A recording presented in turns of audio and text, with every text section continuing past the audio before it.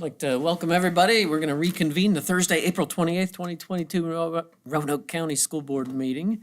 We've been in closed session. Mr. Ray, would you read us out of closed, please? Yes, sir, Mr. Chairman. I move the Roanoke County School Board come out of closed session for the following: to discuss ongoing personnel matters under investigation pursuant to the personnel exemption at 2.2-3711A1 of the Code of Virginia, and for consultation with legal counsel and briefings by staff pertaining to actual or probable litigation and consultation with legal counsel regarding specific legal matters requiring the provision legal advice by such counsel pursuant to 2.2-3711A7 of the Code of Virginia. Second. He's also going to certify. And I move to certify that to the best of members' knowledge, only public business matters lawfully exempt from open meetings requirements under this chapter, and only such business matters as were identified in the motion by which the closed meeting was convened here, heard, discussed, and considered in the meeting by the school board. A motion and a second. Madam Clerk, the roll, please. Yes, ma'am. Yes, ma'am. Yes, ma'am. Yes, ma'am. Item 2.03, action from closed session. Yes, Mr. Chairman, I move that the school board uphold the superintendent's decision regarding complaint number 2021-22, number 1, and authorize the school board chair to issue a written decision. Second. We have a motion and a second. Madam Clerk? Yes, ma'am. Yes, ma'am. Yes, ma'am. Yes, ma'am. All right. Again, welcome, everybody. Nice to see so many smiling faces and a crowded room here tonight. We've got a lot of nice recognitions that we're going to go over, and other than that, we'll hopefully keep it fairly brief for you. So with that, if everyone would please stand for the pledge.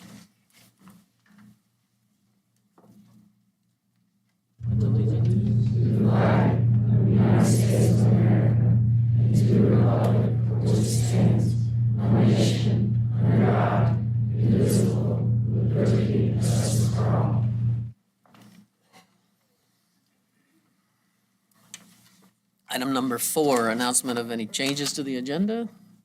Anybody? Dr. Nicely? No?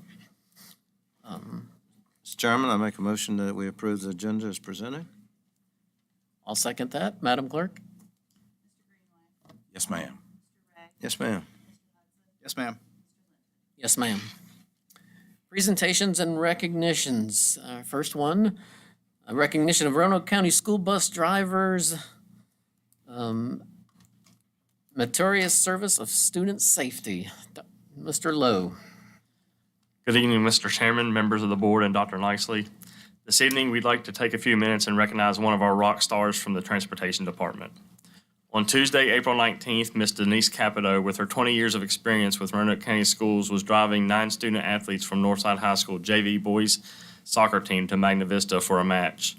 Around 8 o'clock, as Ms. Capito was traveling north on Route 220, a vehicle traveling south on 220 at what appeared to be a high rate of speed lost control of their vehicle, crossed the median, and hit the front right corner of bus number 116. This evening, we would like to recognize Ms. Capito for her meritorious service of student safety. Her awareness and actions that night likely prevented serious injury or worse. At this time, I'd like to give Mr. Jerry Hubbard, Supervisor of Transportation, the opportunity to speak, followed by Northside High School Principal, Ms. Green. Thank you. Welcome, Mr. Hubbard.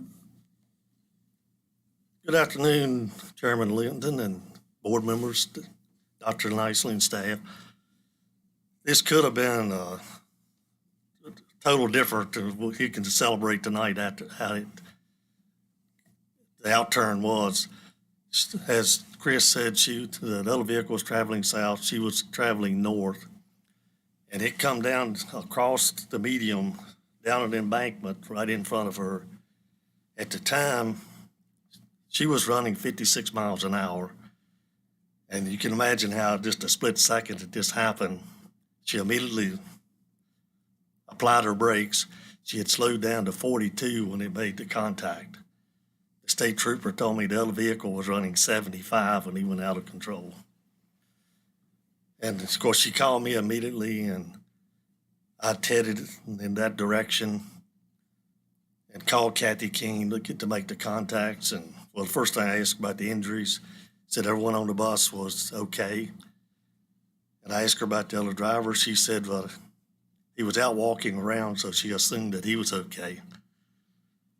But the split decisions that she made, said she looked in the left-hand mirror, there was traffic coming up on the left side. If she'd have went over the right side, there was an embankment and a ravine she could have ended up in. But she held it right in her lane. It didn't make a direct contact, all in that split second. So we're fortunate the outcome of this situation. Thank you all for taking the time to Fantastic. recognize her. Thank you.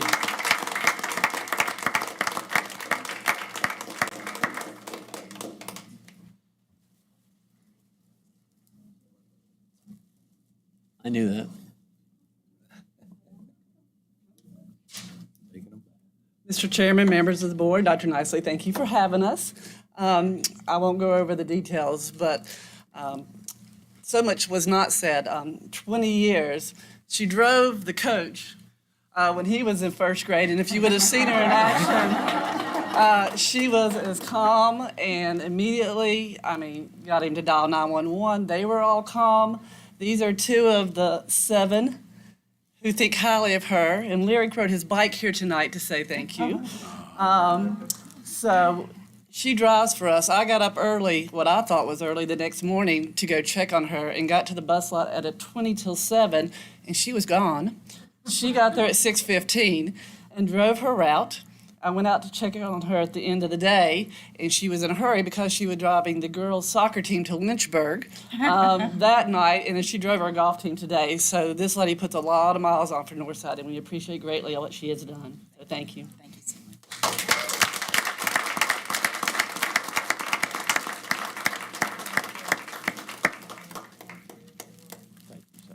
Thank you. Get a picture? Thank you so much. Thank you.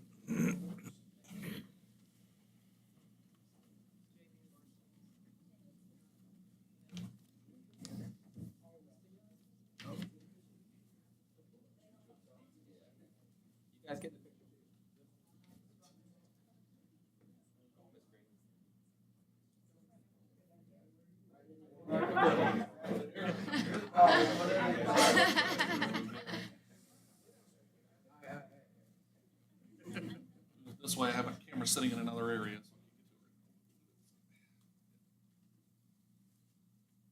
All right, here we go.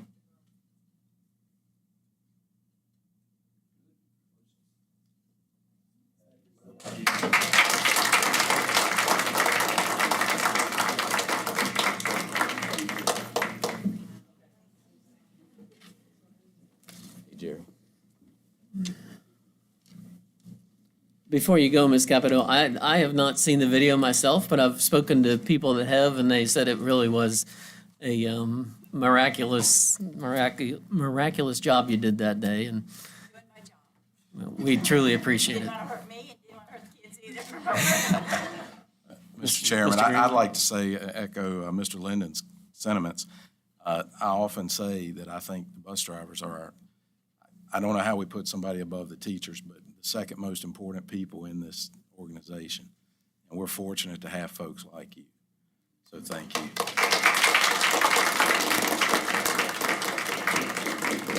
Mr. Ray? Thank you, Mr. Chairman. Ms. Capito, you are the example you set an example for everyone else. And your number one job is to get the kids to and from safely. And you've done it for so many years. And you just, this is exactly what we're looking for and we love to see in our bus drivers. And, as Mr. Greenway said, sometimes they're unsung heroes. And that's what you presented, exactly what you did. So thank you so much. Thank you very much. They stole all of what I was going to say. I was going to use that unsung hero word, but I saw it written down. thank you so much. I've worked some traffic accidents in my time as a police officer, and they can be horrific, and you do have just a split second to make a decision. And I greatly appreciate all the years that you've served and taking care of our kids, and just very fortunate to have you. Thank you. All right, item number 5.02, recognition of school district spelling bee winner, Cave Spring Middle School, Mr. Joe Legault. Mr. Chairman, members of the board, Dr. Nicely. One of my duties as the supervisor of English and RCPS Online is to do the district spelling bee. And as Dr. Nicely knows, when he was my boss, it was not my favorite thing to do because when you have a normal sporting event, half of the attendees go home happy and the other half don't. When you have a spelling bee, you have one winner. Everybody's and unhappy everybody except for else is, it goes that way. And of course, with COVID changing everything, we had a little different look at the spelling bee this year. The spelling bee itself was actually online, and I know that sounds odd, but the Scripps, which is the national sponsor of the spelling bee, did a really good job of building a platform that could be proctored and monitored, and these students really did have to know their stuff. And so going around the entire county, we had 16 elementary schools that participated. It was 5th grade through 8th grade, and we had all 5 middle schools participate.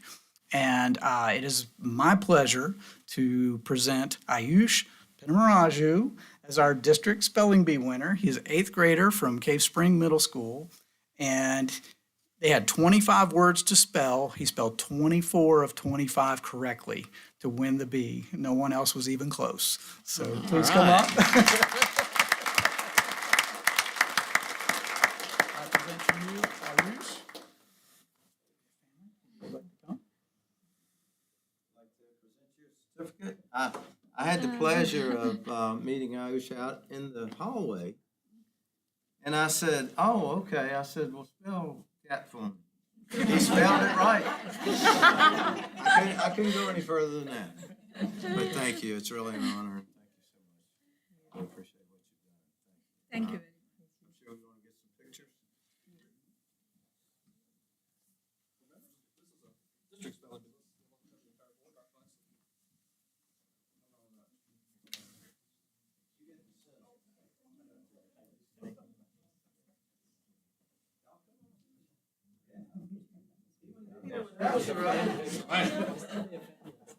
All right.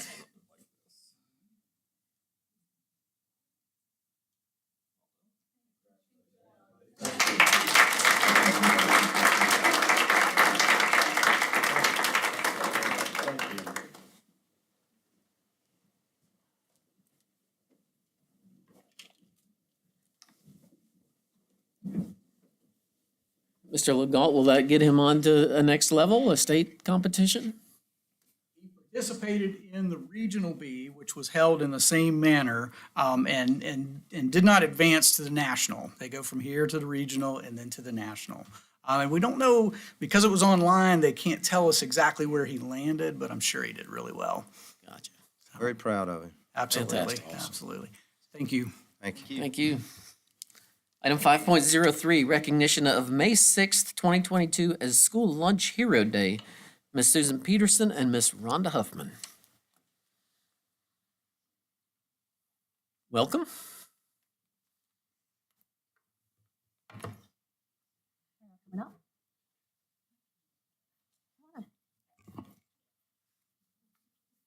Good evening, Mr. Chairman and members of the board. We have some special guests coming up. Ms. Hoffman and I bring to you a proclamation naming May 6th as School Lunch Hero Day. We are excited to be able to show this appreciation to our school lunch heroes.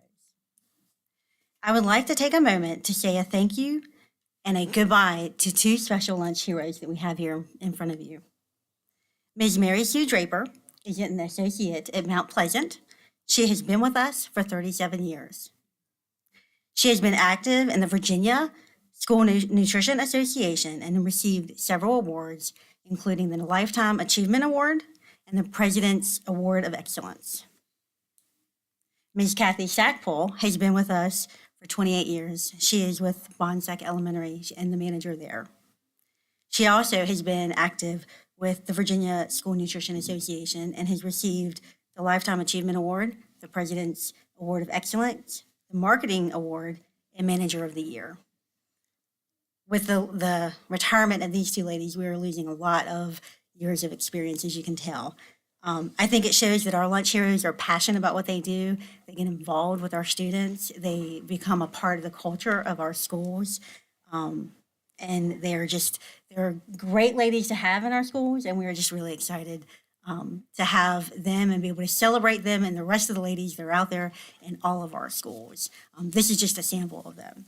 I would like Rhonda to go ahead and share a couple of words, and then we have a short video. It's really a sad situation for me to lose these two people there. It's wonderful that we've had them all these years, and they're so dedicated. And we've traveled with the Virginia School Nutrition Association for many years as well, and they were always active members of that and participated, so it was wonderful having her around. We're going to miss them terribly, but we have to move on. I know. Just some notes. It's been a busy year for our school nutrition staff as well because, there was hardly any breaks between the time when the pandemic started and where we're at now. And we'll be starting right back up with summer school just as soon as the regular school starts. But I just thought I would, because these people, our staff and everybody else that's a nutrition person, they work very hard and they are dedicated and passionate, just like Ms. Peterson said. But I wanted to share some statistics with you. This is a summary of the meals that we have served since the pandemic. And when I say we, these people here and all the rest of them out there. For breakfast, there was 1,073,456. For lunch, 1,859,527. For a grand total of 2,932,983. That is a lot of meals that these folks have served over the past couple of years. The participation went up from 19% in February of 2000 for breakfast up to 32,000 for March. Okay. And for lunch, they were at 45,000, and then they went up to 65,000. So there's been quite a huge increase in what has been done, and we're very proud of the people that we have out there, and they will continue to work hard just like they always do. But like I said, it's sad to see these two people go. So, thank you. Oh, yes, ma'am. Sorry.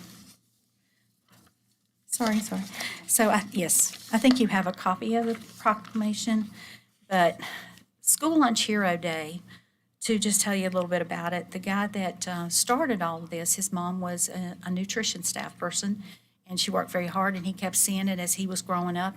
So he just decided to do something special, so he developed a School Lunch Hero.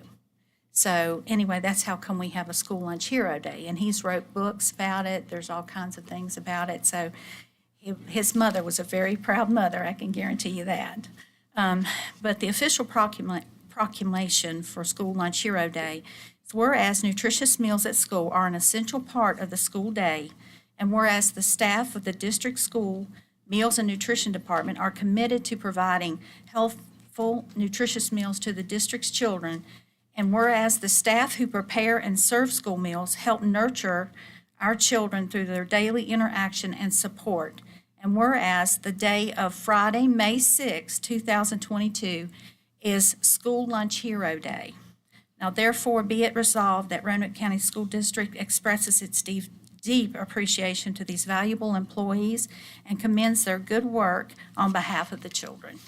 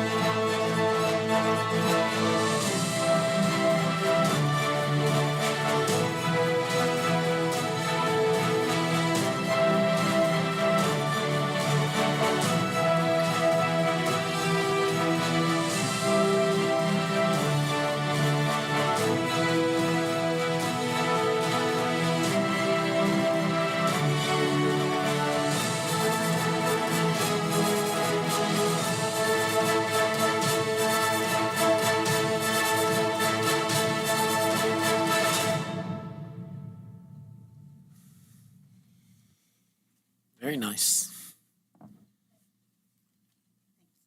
Thank you.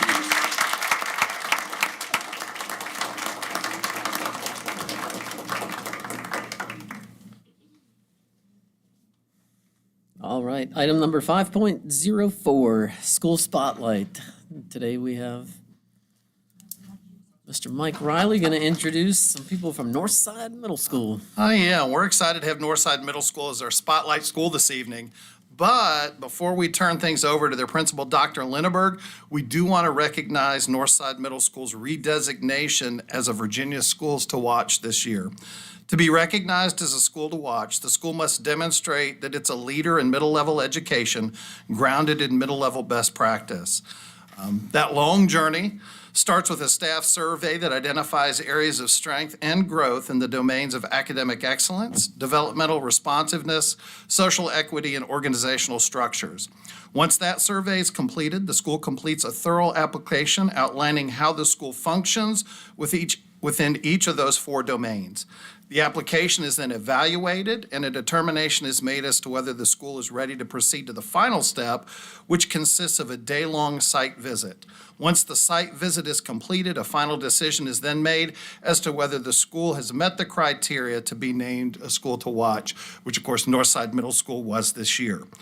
Now, unique to this program, once a school's recognized, they must go through this process every 3 years to maintain this designation. This is Northside Middle School's second redesignation, meaning this is the third time they successfully have completed this rigorous process. Dr. Linneberg and his staff will be recognized as a redesignated school to watch this summer in the nation's capital at the National Forum to Advance Middle Grades Reform's annual conference. At this time, I'll ask Dr. Linneberg, his staff, and I think he's got a bunch of students here too. You guys are all a part of this. We'd like you guys to come up right now to be recognized for this amazing accomplishment.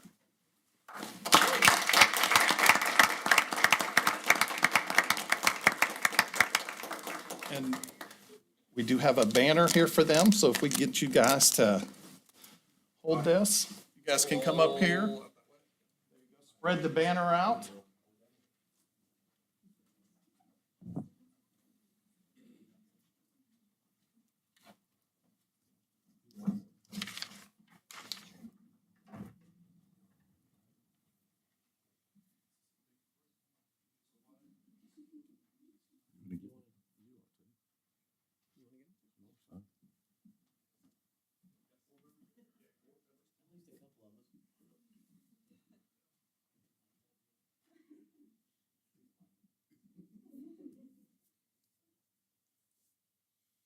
Stand up, David.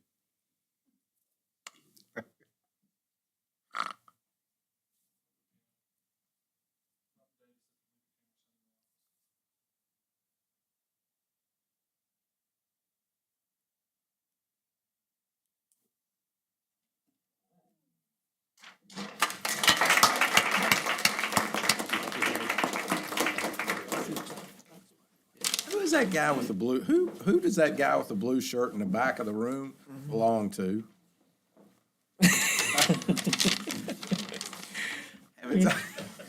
Haven't seen him in a while. Yeah, huh? This is like Mr. All-American NBA star from Bird, right? We've converted him over to the north side. Good Welcome, evening, Dr. Linneberg. Thank you. Good evening, Mr. Chairman, members of the board, Dr. Nicely.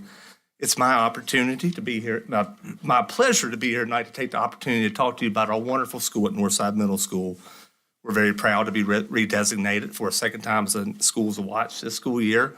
We've had a lot of exciting things this school year. Our PBIS program, Norseman Gold, has now met Tier 1 and Tier 2 support with fidelity. We're fortunate at Northside Middle School to have the wonderful support of a great community. Our PTA president is right over my left shoulder.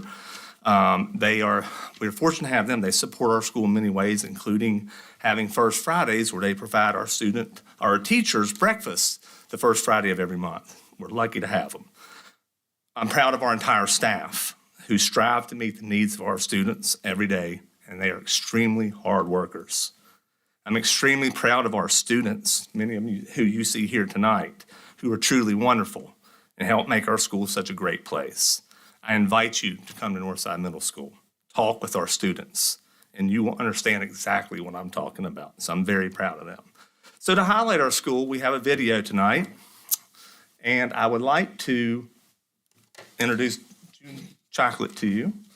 June Chocolate is our ITRT who put this video together. It's kind of a highlight of our school year.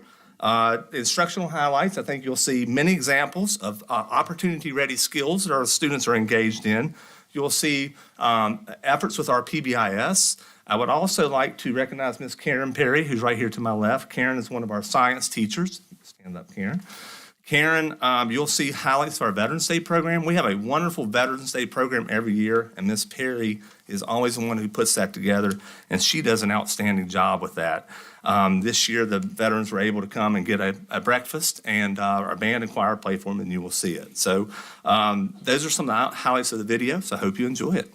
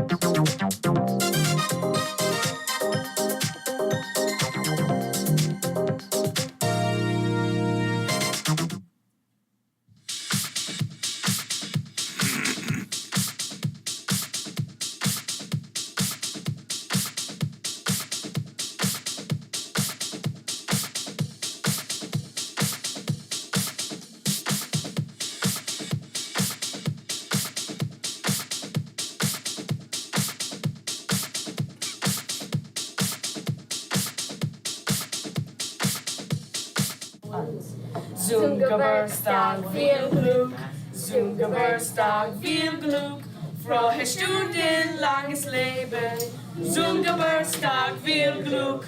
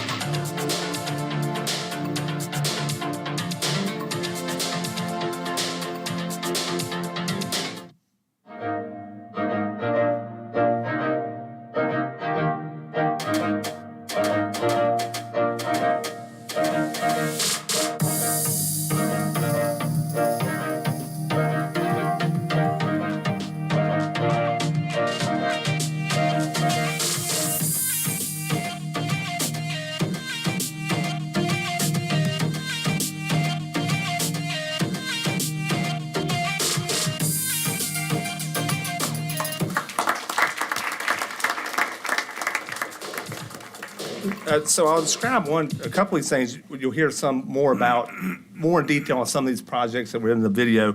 One, I'll tell you about, you saw a thing about mac and cheese, where our 8th grade teen living students did a mac and cheese project, and they spent a couple weeks on it. They actually did their own recipes, they researched it, they incorporated math into it, and then they sent emails to several staff members sharing their recipes, and then we had a mac and cheese days where the best part of it is that I got to sample the mac and cheese, and they did an outstanding job. So at this time, I'd like to invite up Miss Lauren Burgess, my 8th grade English teacher, who has some students with her who would like to talk to you about a wonderful project they did in English class with the SPCA.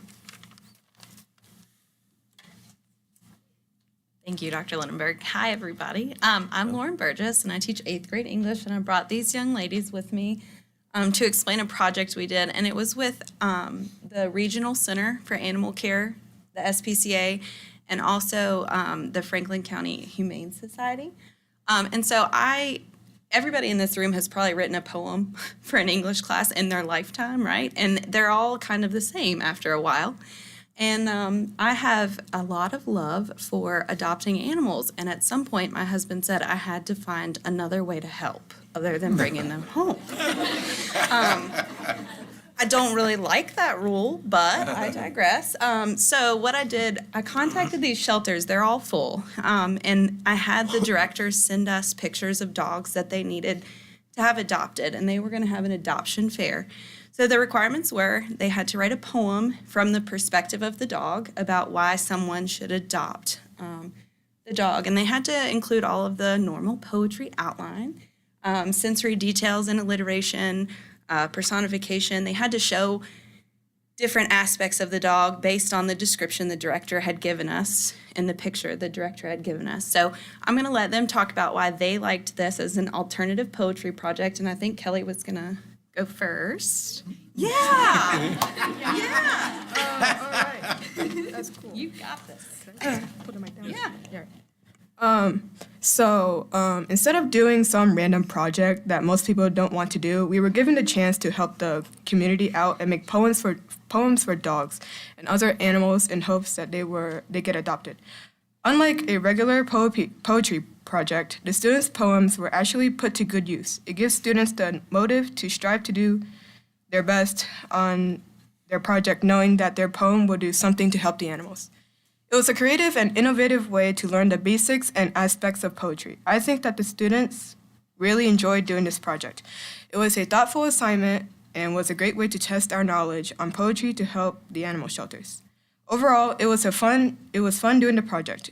It is good to know that my poem was used as an attempt to help find a dog a new home. And I hope that all the other animals that we helped rescue is in a new, loving family. I also wish to do something like this again, and that the rising 8th graders get to do this opportunity next year. Thank you. And this is Margot. Hi. So I guess my favorite part of this about this project is that I remember in class we were all fighting about which dog we would get. I was like, I want this one. I want that one. But then Miss Burgess was like, hey, you guys know you can pick more than one, right? And we were all just like, whoa. So I think my favorite part was that we were able to help more than just one animal and not just one. And it was really fun to make all those posters. And like make it all pretty so they can have I guess we could match it to their personality. So I guess that was my favorite part of this project. Very nice. And this is Angela. Hello. My favorite part about the project was actually that it wasn't boring because, listen, I don't really like poetry. If I'm being completely honest, I'm sorry. But Kids are honest. poetry is not my favorite, but at least we got to it was interactive in my opinion, because we got to actually help people, not people, dogs, animals. But yeah, I just thought it was really fun, and it was different from every other poetry project you would normally have. Very nice. I do have one example, one of the poems. That's I am small and lovable. I wonder if I'm going to get bigger. I hear a new family coming to adopt me. I see my new owners running around with me. I want to be adopted. I am Bob. I pretend that I am big and strong. I feel like a 1 in a million dog. I touch the warm grass when I go outside. I worry that no one will want me. I cry when someone walks past without batting an eye. I am Bob. I understand that I may not be perfect. I say that one day I will meet a loving family. I dream to explore the world. I try my hardest at everything I do. I hope that I won't be looked over. I am Bob.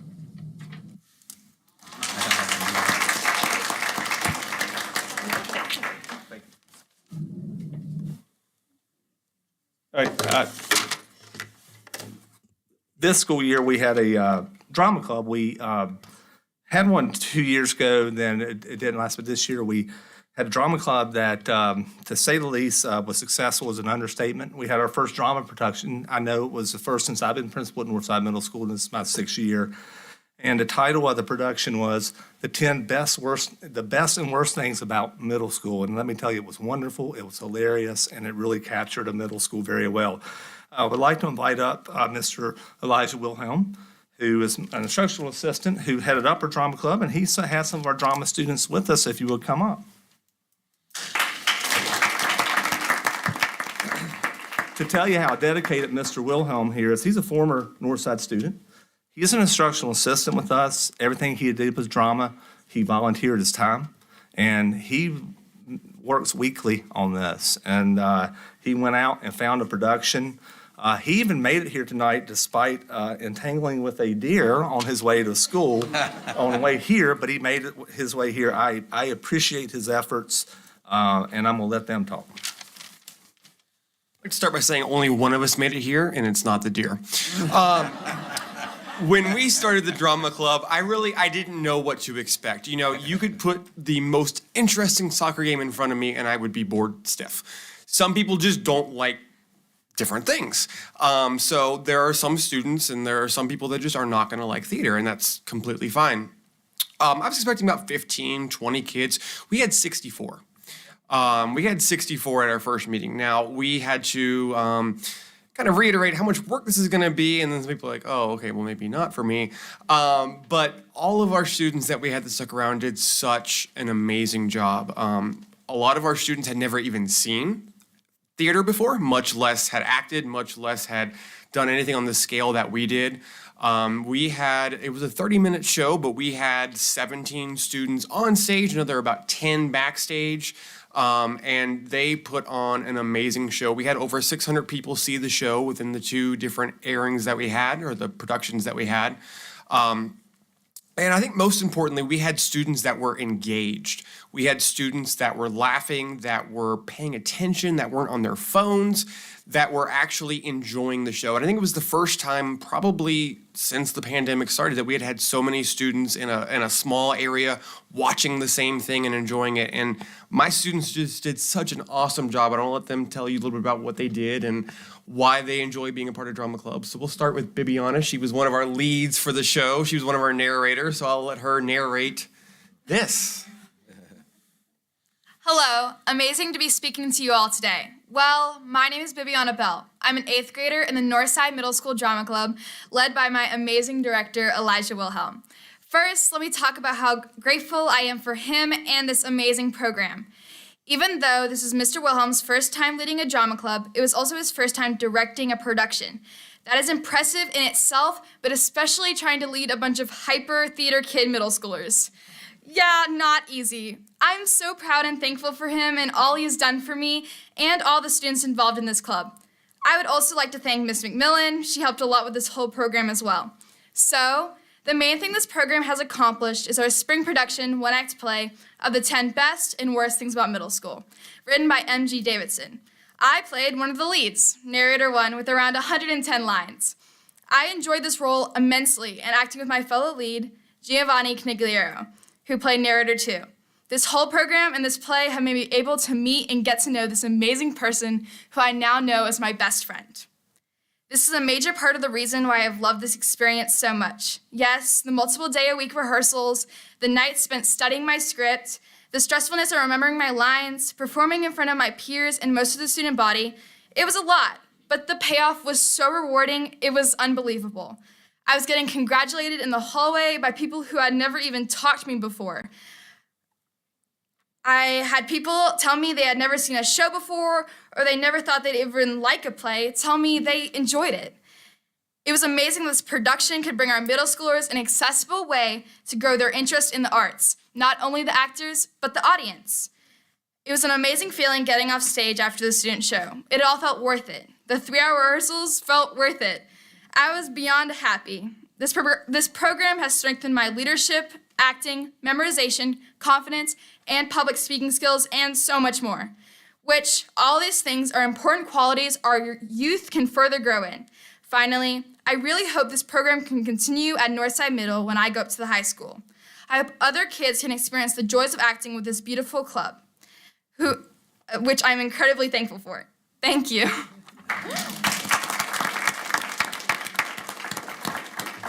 Her and Giovanni did not like each other when this thing started, and now they're best friends.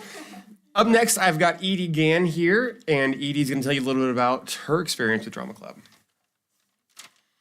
Hi, I'm Edie Gann, and I'm here to talk about the Drama Club at Northside Middle School. One of the reasons that I really like the Drama Club is because I've made some of my best friends there, and we really, our friendship really grew over the months that we were working on the show, and I'm really grateful for that. Another thing I really like about the Drama Club is my instructor, Mr. Wilhelm. He is very supportive and provides useful, constructive criticism. And when something needs to be worked on, he will point it out and he will help me work on it to make it better. Another thing I really like about the Drama Club is it's an amazing opportunity for many students to really come out of their shell and try new perspectives with other parts. I really hope that the Drama Club grows into a more popular and more productive program, and I really hope to see what it becomes as I go into high school. Thank you.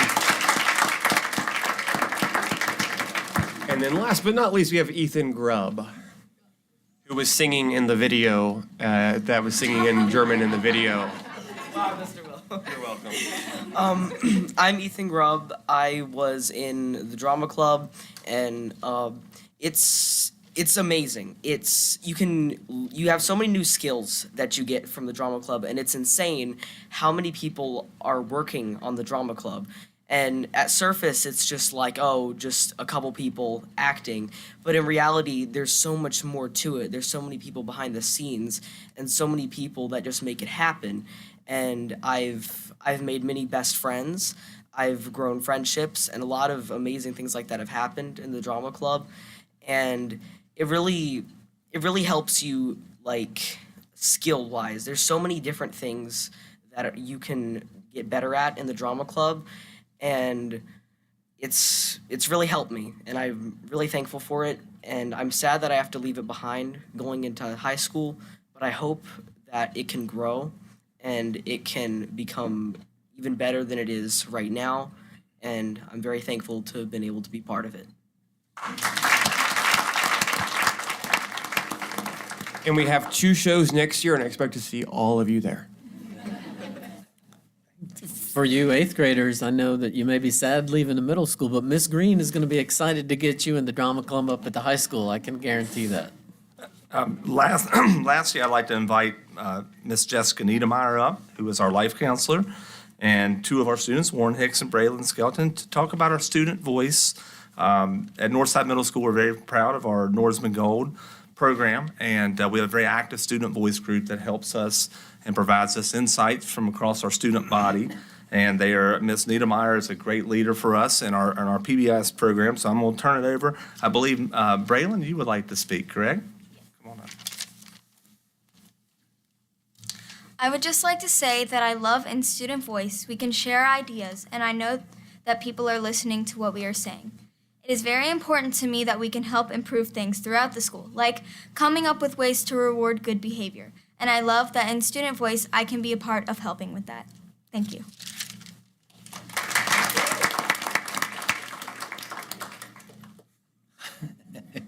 Couldn't get Warren to sing. That's okay, Warren. Thank you for everything. Thank you for your support. As you see, we have a wonderful school. We have wonderful students. We have wonderful staff.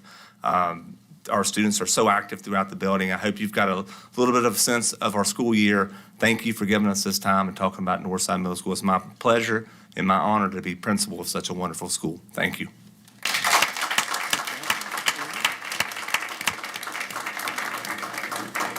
We really appreciate everything you do out there. It's very impressive to be back in the spotlight for our schools and to see these young people. And I stopped by, I guess it's probably been a week or two ago, to talk with him and, just walk around the school, and the climate there is just amazing. The kids are smiling. The staff is smiling. It's a great place to be. You have a great thing going there. We really appreciate everything you're doing for us and for our kids.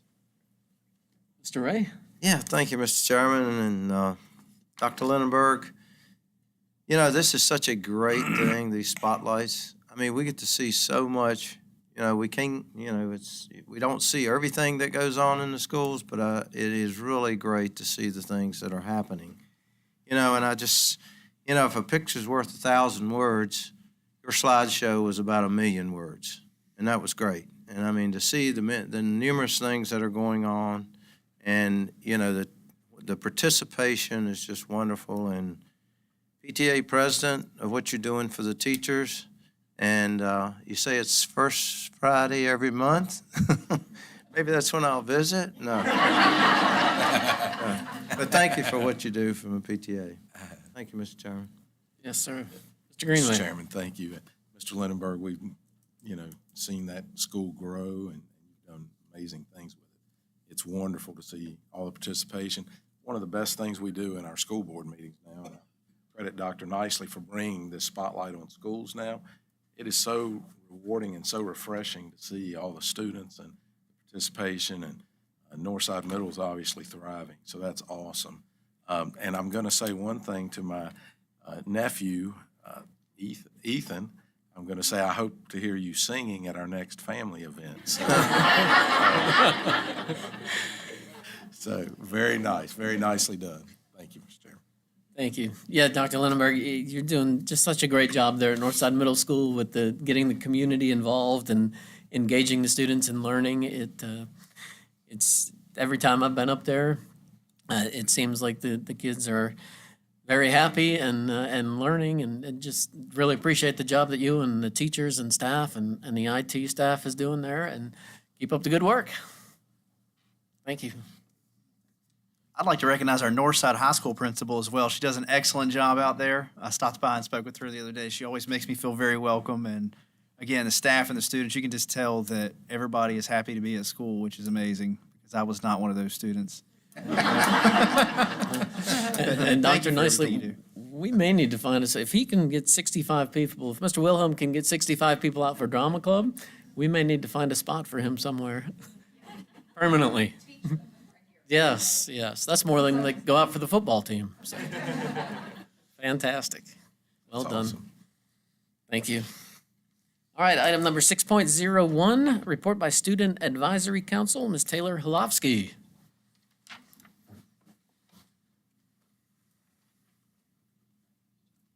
Hi. Welcome. Good evening, Mr. Chairman, members of the board, and Dr. Nicely. Our Student Leadership Conference will be held tomorrow, the 29th, here at Central Office.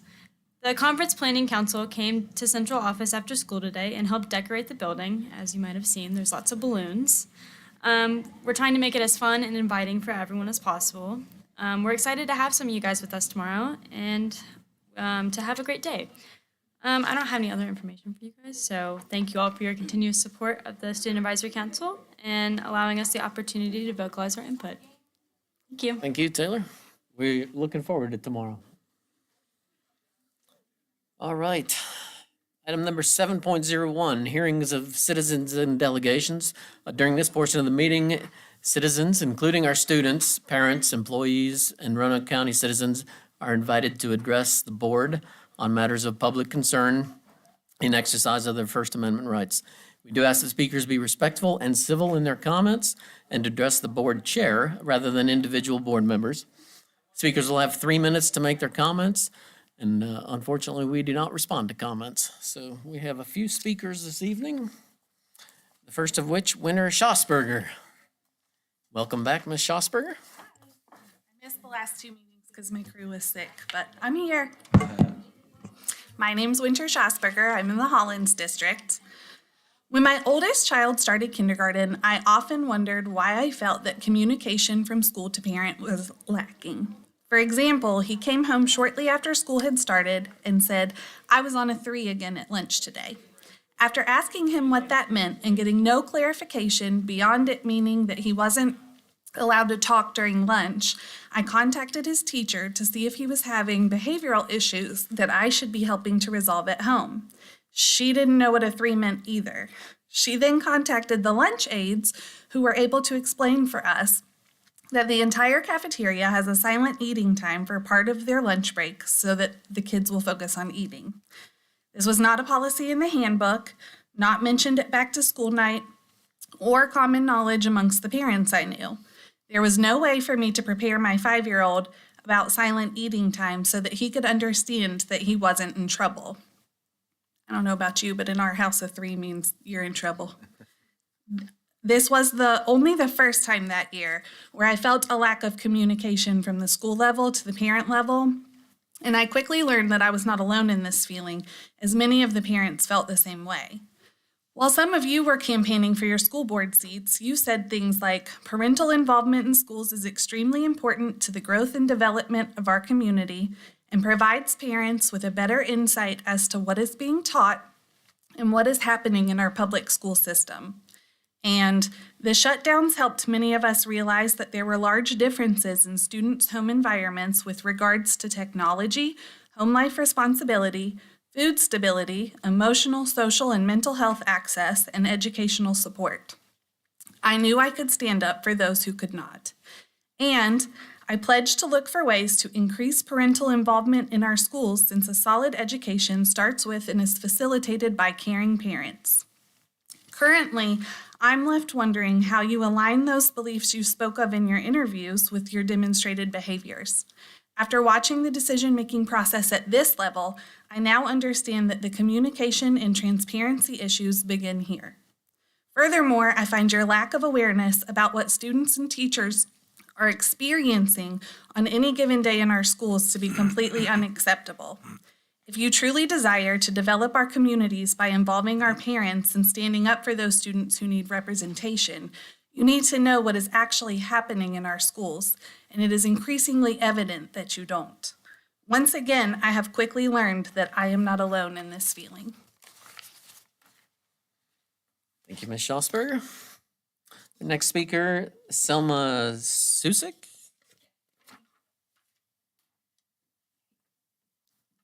Welcome. Thank you. Okay, so I want to introduce myself. My name is Selma Sosic, and I am an immigrant from Bosnia and Herzegovina, and I have lived in Roanoke County since 2002. My family moved here from Sarajevo in 2001. Something that is very important to me is health literacy, and health literacy is something that I stand by, considering I've had immigrant parents grow up in the United States for the majority of my life. So I want to start out by saying that I graduated from Cave Spring High School in 2019. I am about to graduate from Roanoke College in December as a public health major and a biology major.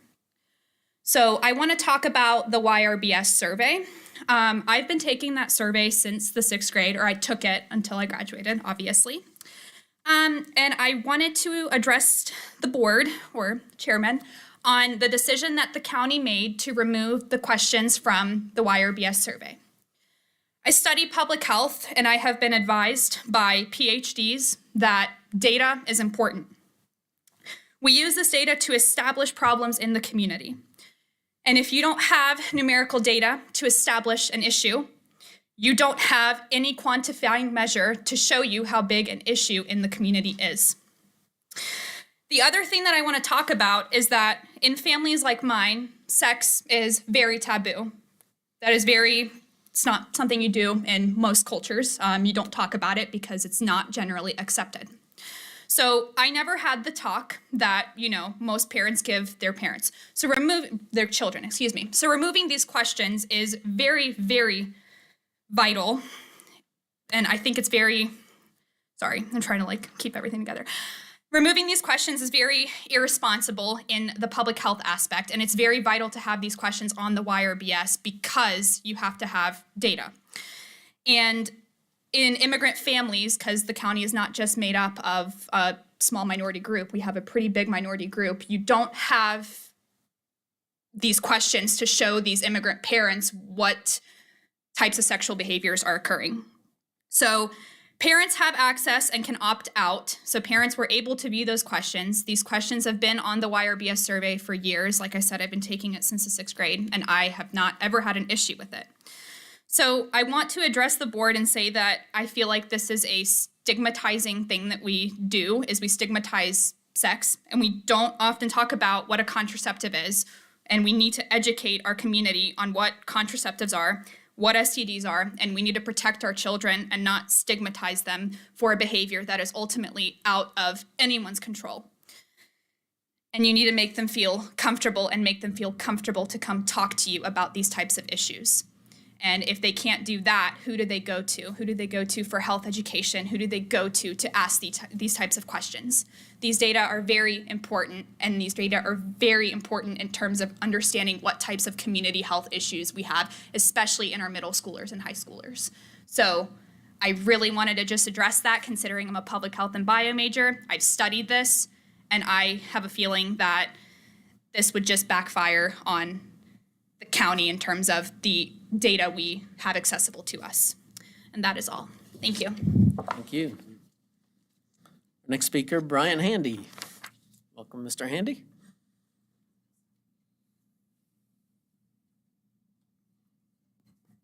Good evening, I'm Brian Handy. I live in the Hollins District. I wanted to start by thanking Dr. Nicely and Chuck. They're two of the hardest working employees we have, and they did a wonderful job putting on the backpack run. It was a little disheartening, however, to be there because I didn't see a single school board member. Our teachers and students need you to be involved beyond the boardroom in handing out magnets at football games. Problems in our classrooms aren't going to be solved by inaction. They're going to be solved when the leadership of the school system gets involved, and that leadership needs to start with the 5 of you. Visit with teachers, and I know that some of you do, but when I asked the teachers at my children's school who their school board member was, they said, we don't know. He goes to the office, he talks to the principal, and he leaves. Foster relationships with them, especially those who disagree with you. We have serious issues in our schools that are only going to get worse if the board continues to avoid its responsibility and avoid difficult conversations. We found out this week that all questions regarding sex were removed from the YRBS without any announcement or communication with parents. All signs seem to report the issues with the questions lie with 2 board members and a small number of parents. The refusal to allow the questions about sexual activity demonstrate your incredible lack of understanding about what is happening in our schools. Students in my daughter's 7th grade class have been taking nude pictures of each other on school grounds and sharing them on Snapchat. If you think the survey questions were difficult to read and discuss, imagine having that conversation with a 13-year-old. I can also understand your reluctance to ask students about sexual assault. It's an incredibly uncomfortable topic, but it seems like a topic that shouldn't be overlooked, given that there are allegations of it happening in our schools by employees, no less. Behavior in a 4th grade class at one school is so bad that they have to be separated on the playground to prevent fights. Class time is constantly interrupted, and the students who want to do their work have to go into the corridor to do it because they can't concentrate in the classroom. Experienced teachers have raised these concerns with the principal and asked for an additional 5th grade class for next year in hopes that splitting up the problem relationships will improve the situation, but their requests have fallen on deaf ears. The situation at that school is so bad that 14 out of 47 employees, that's 30%, have resigned, requested a transfer, or are looking to resign as soon as they can find another job. These are only a few of the issues our teachers and students face. Let's work as parents and board members to be more involved, be willing to have difficult conversations so we can create opportunities for teachers, employees, and most importantly, our students. Thank you, Mr. Handy. And our last speaker, Laura Bowman.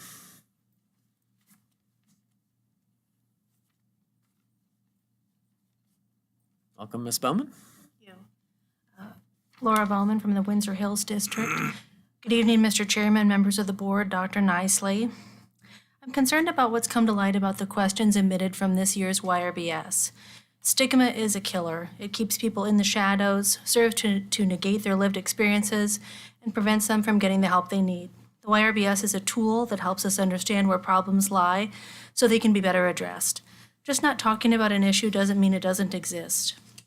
The results from the YRBS tell a story about where our kids are right now, and that story needs to continue to be told, not censored. Eliminating those questions from the YRBS did a disservice to students. It effectively silenced their voices and denied the existence of problems they might be facing. This means those kids may not readily receive help if they need it. The school system's high school YRBS should have included the questions about identifying as LGBTQ, and here's why. The YRBS data analyzers can do crosstabs of the data, meaning they can see causation and correlation. Had that question been asked, we could have better seen if that population of students in our county is at higher risk for absenteeism, suicide, suicidal thoughts, bullying, depression, or anxiety, for example, as is the case in the U.S., according to the latest results from the national YRBS. As caring adults, we should want to know if students are experiencing those issues, and we should strive to provide them with the resources and care they need to be safe and mentally healthy. The questions emitted from the 7th and 8th grade YRBS should have remained. Parents and school counselors need to know if there's an uptick in sexual activity at these ages. This is called being proactive. Lest anyone believes 7th and 8th graders haven't heard about sex yet, I assure them they have.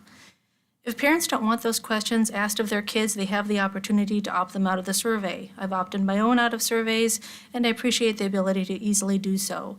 The YRBS was available online for parents to review prior to its administration, and that level of transparency and inclusion should always be the norm when surveys are given. We already have some very important data from this year's YRBS to consider.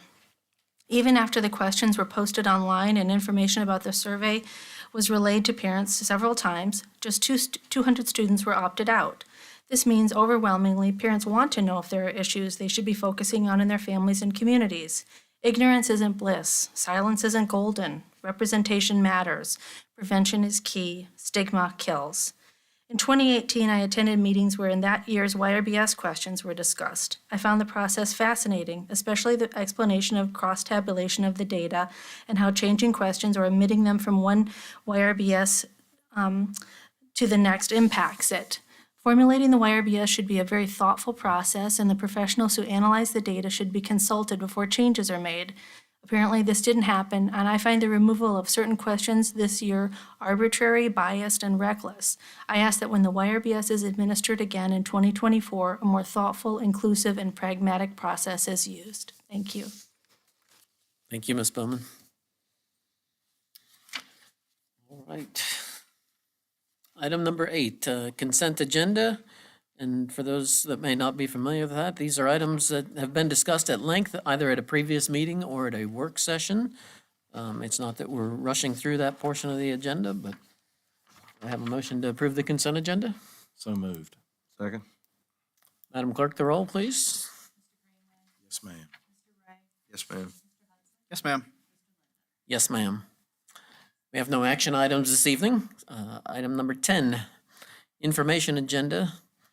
We'll start with 10.01, the 2022-23 Special Education Annual Plan. Miss Beth Harmon. Welcome. Fantastic job with the Fleet Feet. It was great, wasn't it? Yes. It's like one of the happiest days all year. We love it. Well, good evening, Mr. Chairman, members of the board, Dr. Nicely. Before you is the annual presentation of the Special Education Plan for the Part B flow-through grant application. The purpose of this document is to provide assurances that our division certifies that throughout the grant award period of 2022 to 2023, we will meet the federal IDEA and Virginia regulations governing special education programs for children with disabilities. We are further certifying that the division has current local policies and procedures for the provision of special education and related services, which ensure compliance of IDEA, federal implementation regulations, and the Virginia Board of Education's regulations. Additionally, you've been provided documentation regarding our fiscal responsibilities of maintenance of effort, proportionate set-aside for our parentally placed students in private school, and our projected spending of the IDEA Part B, Sections 611 and 619 grant funds. You've been provided the comprehensive document, and we ask for your consent at the next scheduled board meeting. I have any questions? Just take the money. Right? Take the money and run. No questions for me? No, ma'am. Thank you. 10.02, request for approval of $92,290 contribution to the OPEB Trust through an appropriation from health reserves. Ms. Peterson. Now we're just gonna spend the money. Easy come, easy go. We'll have to put you on the next agenda. Hello again, guys. The school division maintains a defined benefit health plan for retirees. This allows our eligible retirees to remain on health insurance at the retiree rates until they are eligible for Medicare. We joined a VML-VACO pooled trust in 2011 to accumulate funds to be able to pay the future health claims for our retirees. This trust is overseen by the Roanoke County Local Finance Board, and we meet quarterly to review the investment activity. This fund is included as a fiduciary fund in our annual comprehensive financial report that we produce at the end of the year. Because the fund is set up to pay the future health claims of the retirees, we transfer the contributions from our health insurance reserves each year. Since we do not currently have a budget for the health insurance fund, we do have to come to the board to request appropriation of the funds out of the health insurance reserves. So we are recommending a payment of $92,290 from the health insurance reserves to the OPEB trust fund under the consent agenda at the next meeting. Just as a point of clarification, for the 2023 school year, I will not have to bring this back because we did build this into the budget for next year. There's a lot more details in the board report. I just figured you didn't want to hear me drone about the details, since this is a recurring item that you are very familiar with. All right. Any questions? Thank you, Ms. Peterson. Thank you. Item number 11, report by superintendent. Dr. Nicely. Thank you, Mr. Chairman. Just a couple of things I wanted to highlight this evening. First of all, I want to highlight somebody that I work very closely with and has served the board over the last few years, and that's Ms. Cindy Perdue, who's going to be retiring very shortly. Ms. Perdue joined Roanoke County Schools in 1999 as an instructional assistant at Cundiff Elementary School. She later transferred to Bonsack Elementary and worked there before coming over to central office as an administrative assistant in the operations department in 2002, as well as spending a year as the RCPS executive on loan with United Way of Roanoke Valley back when they had that program.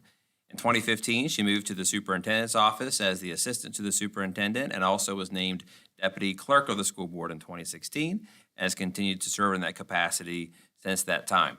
During her 23 years with Roanoke County Public Schools, Ms. Perdue has been dedicated to excellence and meeting the needs of constituent schools and students. She's a master problem solver and genuinely cares about people and providing the best in customer service. Roanoke County Schools is a better place because of her service, and we will miss her, but wish her the best in her well-deserved retirement. I do want to highlight some things that I've been involved with over the last couple of years where I've just been amazed at the level of parent and also citizen involvement in our schools, which we need more than ever to help our parents and citizens feel connected to their schools. This is not by no means a comprehensive list, but I just want to thank our parents and citizens for the many, many ways they contribute their time and resources to our schools. Here are just some highlights for the past couple of weeks. One, as I mentioned before, the work with the Burton Center at Citizens Advisory Committee continues, and I highlight that because these folks who have been appointed by this board as well as the Board of Supervisors have spent countless hours meeting several times per month to learn about, plan, and develop recommendations about the new Burton Center that our students and community, of course, desperately need. Their work continues, and of course, we want to thank them for their service. Also want to highlight the work of our Education Foundation Board. Again, just having spent a lot of time with them the last few weeks, whether it's volunteering to help the recent backpack run at Green Hill Park, spending literally hours reading scholarship applications from students and watching video submissions for our Golden Apple Awards, to going out and asking companies to sponsor events. These volunteer members of our Education Foundation Board are truly golden and want to thank them for their service. Just last night, I got to attend a band concert out at Hidden Valley High School. And not only was there a great turnout from parents, but just watching the parents volunteering as part of the band boosters just reminded me we've got band booster organizations, athletic boosters, so many volunteers who lead and assist with PTAs and PTOs at our schools, and our schools could certainly not function without all of these volunteers, and I want to thank them for their service. One of those important ways parents are showing up and being involved is just by attending events hosted by the schools. Earlier this month over at Burlington Elementary, we had over 300 parents and students come out for their Title I Family Game Night, and just watching the parents and families involved and engage with their students and just having a good time was truly inspirational. And just last week, we had a couple hundred parents and students come to an evening bikes and books event at Cundiff Elementary, and that was a lot of fun to watch. These are just two examples, or many, many more, but it's just good to see these events and the level of participation happening. As this has been mentioned, but I will mention it also, and that is yesterday was truly a beautiful day, not just because of the weather, but because of the many, many community volunteers who came together with school staff to organize and host the Little Feet Meet, which is part of the Special Olympics program. Volunteers from the Roanoke County Sheriff's Office to Roanoke College students to many, many others joined together to cheer on these young students and special athletes. And it was truly heartwarming and very empowering to these students. Still lots of spring concerts, theater productions, and sporting events happening in our schools. And we invite everyone to come out and cheer on and support Roanoke County students. Thank you, Mr. Chairman. Thank you, Dr. Nicely. All right, item number 12, reports and inquiries of board members. We'll start with Mr. Ray this evening. Thank you, Mr. Chairman. I'd like to also congratulate Cindy Purdue.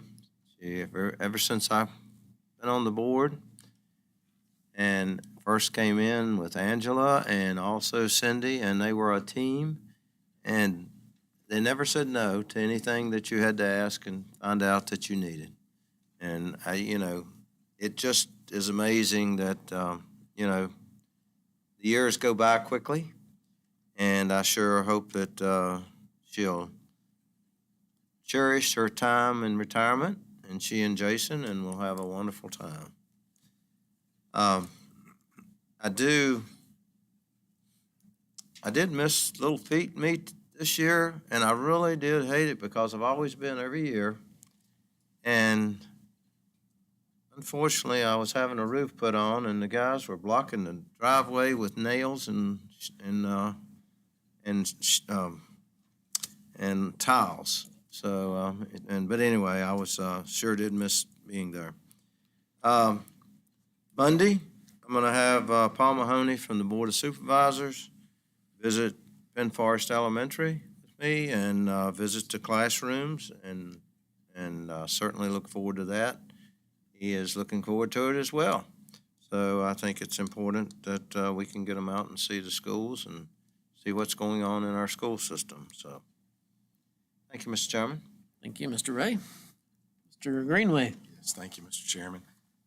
Start off with, the gentleman said something about being in the schools, and I think that is important. Had the opportunity to go to the middle school, William Byrd Middle School, today, and Mr. Hutchison had a class, and it was just awesome.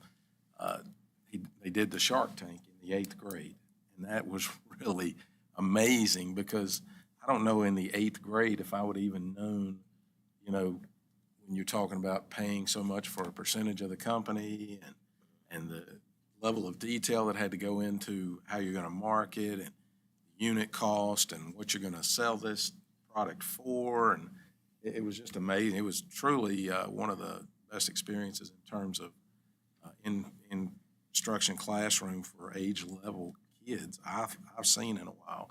And I'm thinking how cool that would be if these same students would do that at the 11th or 12th grade how much that would change from the 8th grade to the 11th or 12th grade. Just amazing. And we were talking about the valuations and just unbelievable at that level, the participation, and the kids seem to love it. So, those are interactive things that are situations in our schools that teachers are coming up with that really make them rock stars and heroes in my mind. And speaking of rock stars, we get to come to the SAC tomorrow, and we're looking forward to that. I know last couple of years, I think we even did it last year virtually maybe, but it's that's a highlight because that's one of our student-led groups that started probably about 12 or 14 years ago, if I'm correct, and a former board member brought that up, and it's really a truly a good institution for our schools and critical thinking, and we've used some of the reports that you've sent back from time to time, especially through the bomb threat years, back a couple, 3 years ago. So, there and dress codes and different things. So, looking forward to that tomorrow. So we'll be here. I think it's 1:20, 1:30, something. 25. I've got it down. So 1:30, somewhere in there. I don't know. You're gonna be here all day. Yeah, she'll be here all day. We're invited all day, but yeah, we better show up at 1:20. Got a few closings tomorrow. So Yeah, it is. And to Mr. Ray's comments on Cindy Purdue, we will miss her. She was a sweet. She is a sweet lady. She's always inviting, smiling, engaging, and if being on the school board changes your perspective in many ways in the entirety of the school process. And unfortunately, Cindy and Angela sometimes hear the negative before it gets to us, and maybe even take the negative for us. So it's we're going to miss her, and Edie, you're going to have that pleasure of some of those discussions. But Cindy's done a great job, and always pleasant, always affable and engaging. And so I hope you'll understand that sometimes that negativity is meant to be positivity. Pass it on to us and let us bear that, some of that criticism, a lot of that criticism. But graduation is less than 30 days away. Unbelievable. Sounds like we said this last year. Hey, we're getting ready to graduate. And so graduation is less than 30 days away. And, it's an amazing culmination of what everyone has went through this year and every year.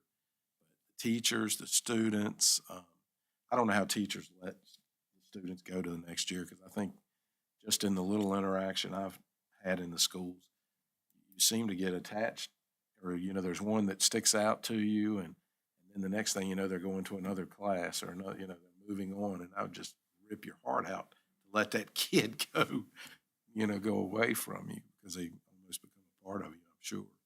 So, graduation is a time of excitement, and I'm looking forward to this month being a culmination. We've got the retiree banquet. We've got the honors banquet at Byrd, and I'm sure at the other schools. So, that's exciting, and looking forward to this month. The last item that I want to discuss is the BCAT. There's a lot of discussion going on. I want you to know that still pushing hard. We were told that we would start in 2023. Board of Supervisors agreed with us that we would start 2023, that we would have BCAT underway. We'd have 2 elementary schools that we've got on the list. They were going to be part of trying to bring the schools forward so that they're not so far out there being renovated. Sad to say, I don't think it'll happen in 2023. I really don't. We need to keep the pressure on. We need to consider that, we need to get that BCAT done. We need a new site. We need a new building. We need new classrooms for these kids. That's the innovation, the technology of today. And if we truly think education is important, We'll stop this, and I'm going to get beat up for this, but we need to stop this delay. We need to press the fast forward button. We need to realize how important BCAT is and what career and technology means for Roanoke County schools and for Roanoke County as a government. We need this to be done, and we don't need to start in 2024. We need to start in 2023. And so, hopefully something will come out of this joint meeting that now is pushed back to July, where we were going to get together in March or April. Now it's going to be July, and it's just more of the same, in my opinion. And not happy about it, but seem to be the only one making noise about it. And, we'll just see where it goes. But I want the BCAT folks to know I'm not going to stop fighting. And I know everybody wants it done, but we can't keep saying, well, we're going to do it next year. Well, we'll get to it next year. We're going to move the meeting back 3 or 4 months, and we'll get to it next year. At some point next year needs to come. And that's where I'd like us to focus. Thank you, Mr. Chairman. Thank you, Mr. Greenway. Mr. Hudson. All right, it's been a busy couple weeks for me. So I volunteered for the after prom at Glenver High School. That was great. I'd like to recognize the parents and staff and Stephanie Butler, who many of you may know, Roger and Cindy Martin, their daughter, both great retired educators that I think a lot of that had the opportunity to work with both. They put on a really great program for those kids. It's a great thing because it keeps them off the streets and keeps them in the school, and it's a great thing. So volunteered my time there and had a great time. Little feet meet. So being a father of a physically disabled child, it just brought me to tears to see the smiles in those children and to be able to watch my own child participate in that. I've participated in that for several years now, being with the sheriff's office, and never thought that I would have my own child there and watch him compete in something like that. And it's a great program, and I'd like to thank Ken and everybody that took part in that. It's just a great experience. Attended the PTA talent show out at Fort Lewis Elementary. That was a great thing. Handed out popcorn, interacted with our little ones. Met with several parents over the last couple months in regards to sports fields and all kinds of different things. And like Mr. Green was talking about Burton, about Glen Cove, we need to get these projects done. And I like what my partner here, Mike, said. He's got Paul Mahoney going out with him. I did the same thing a couple months ago with our representative Martha Hooker in the Catawba District, and we toured Glen Cove. And I think they do see the need is there. So my hope is that they will push forward on these projects and get them done. I'd like to recognize our nutrition workers back there. They do a great job. 37 years and I believe 28 years. That's just unbelievable to put that kind of time in these days. And we really appreciate everything that y'all have done, and we couldn't do it without you. And as well as our bus drivers, to hear that story about our bus driver being alert and being able to react in time to potentially save lives of our children, that's great. And we have a great need in our bus driver and nutrition areas in our schools right now. And we need to push forward with trying to figure out what would benefit bringing new people in. Like, how can we bring new people in? So we'll continue to work on that and hopefully have a good turnout for next year. And I'd like to recognize Dr. Nicely and Mr. Lineberger. You guys do an excellent job. You guys work under the direction of this board. And I know it's not easy at times, and I know that you may be chastised by whoever, but I greatly appreciate the job that both of you have displayed over the last couple weeks, and everybody else in this room. That goes for you as well. It takes a lot to run this organization with 26, 27 different schools. I believe around 2,000 employees. Am I correct? It's not a small operation. It's not a small task. Everybody works well together, and I've been impressed since coming on in November, the teamwork and the drive and the tenacity that everyone has shown, the professionalism. I'm proud to be a part of this, and I'm proud to serve on this board, and thank you. Thank you, Mr. Hudson. As a member of the Roanoke County Parks and Recreation and Tourism Advisory Commission, we had a meeting last night, and just wanted to let people out there know their Kids in Camp program for students that are looking for something to do during the summer. Their KIC program, they've got a lot of different camps that are available. And for those high school students that may be looking for a job, they've got 75 part-time summer jobs that they're looking to fill right now. So great opportunity to work outdoors with kids and camp. But they're looking for some help there. So Mr. Hudson's a little younger than I. He can stay up for after prom. I volunteered. I volunteered at the Northside Prom last week and got to announce the senior walk and the king and the queen of the prom. So much excitement there with those kids, and it's amazing to see just how much fun they had down there at the center in the square. Miss Green was there, and just an outstanding evening, a beautiful evening, and the smiles on their faces. It's great. It was a great night. So. Also looking forward to tomorrow's leadership conference. That you guys do such a tremendous job, and it's so impressive to see the young leaders and how mature you guys are and the things that you come up with, and we really appreciate everything you do. So we're looking forward to that. I also would like to thank Miss Purdue. I've just known her for about 5 years, but when things run smoothly in the school district, it's the people behind the scenes. And Cindy has definitely been one of those that doesn't like the spotlight, but she makes sure that things run smoothly. And so congratulations to her on her retirement, and we will certainly miss her. To Mr. Greenway's point earlier, he's going to be a little negative on BCAT. I'm going to try to lean the other way a little bit. I think our committee that we appointed is working hard, creating some excitement in the community for a new CTE center.